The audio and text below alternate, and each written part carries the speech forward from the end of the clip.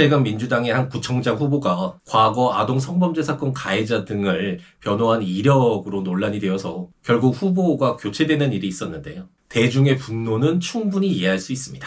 어떻게 저런 끔찍한 범죄를 저지른 사람을 변호할 수 있느냐라는 그런 감정은 너무나 자연스럽다고 할 수 있죠. 하지만 오늘은 그 감정은 잠시 내려놓고 이 문제를 조금은 다른 각도에서 바라보려고 합니다.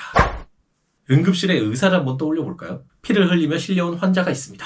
그런데 알고 보니 그 사람이 방금 전까지 무고한 사람을 해친 연쇄 살인마였죠. 그렇다면 의사는 당신은 살 가치가 없는 사람이니 치료하지 않겠습니다 라며 수술실 문을 닫아야 할까요?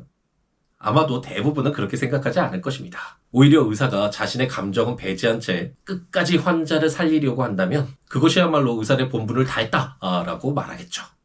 법의 세계에서 변호사라는 직업도 이와 유사합니다. 국가라는 거대한 권력, 수사기관과 검찰이라는 막강한 힘 앞에서 개인은 너무나 쉽게 무너질 수 있습니다.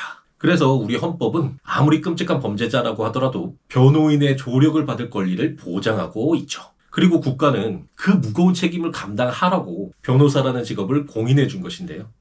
사실 흉악범의 권리조차 철저히 보호되어야 하는 이유는 그 기준이 무너지는 순간 결국 평범한 시민들의 권리 역시 언제든지 쉽게 흔들릴 수 있기 때문입니다. 가장 나쁜 사람조차 방어할 수 있는 절차적인 이런 장치가 존재하기 때문에 역설적으로 우리 모두의 자유도 역시 보호받을 수 있는 것이죠. 따라서 단지 흉악범을 변호했다라는 이유만으로 변호사 자체를 악마처럼 몰아가는 분위기는 분명 위험한 측면도 존재합니다.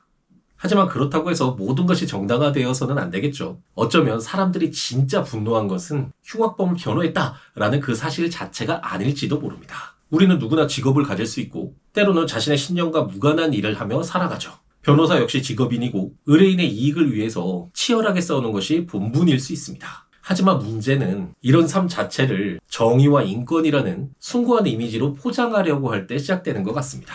대중은 악보다도 위선을 더 견디지 못하기 때문인데요. 실제로 논란이 되었던 많은 사건들을 보면 사람들이 분노한 지점은 단순히 변호행위 자체보다도 그 이후에 이어진 자기 합리화와 정치적 포장에 더 가까웠습니다. 직업인으로서의 현실과 도덕적 이미지 사이에 간극이 너무 커질 때 사람들은 그 모순을 본능적으로 감지하게 되는 것이죠. 우리가 흔히 있는 무협지를 한번 떠올려 볼까요? 강호의 무사가 든 칼 자체는 선도 악도 아닙니다. 칼은 그저 하나의 도구일 뿐이죠. 변호사의 역할도 어쩌면 이와 비슷합니다. 누구에게나 주어질 수 있는 법적 방어의 수단일 뿐입니다. 하지만 돈을 받고 칼을 휘두르던 사람이 갑자기 스스로를 절대적인 정의의 화신처럼 포장을 한다면 사람들은 그 순간부터 불편함을 느끼게 되겠죠. 흉악범도 변호받을 권리가 있습니다. 그리고 변호사는 때로는 그 가장 무거운 사건까지도 감당해야 하죠. 이러한 원칙은 법치주의 사회에서 반드시 지켜져야 합니다. 하지만 동시에 그 방어권을 자신의 이미지 포장이나 정치적인 자산으로 소비하는 순간 대중의 비판 역시 피할 수 없는 것이겠죠. 어쩌면 이번 논란은 단순히 한 후보의 문제가 아니라 우리가 정의와 직업 그리고 위선이라는 문제를 어떻게 바라보고 있는지를 너무나 정확하게 보여주는 하나의 장면인지 모르겠습니다.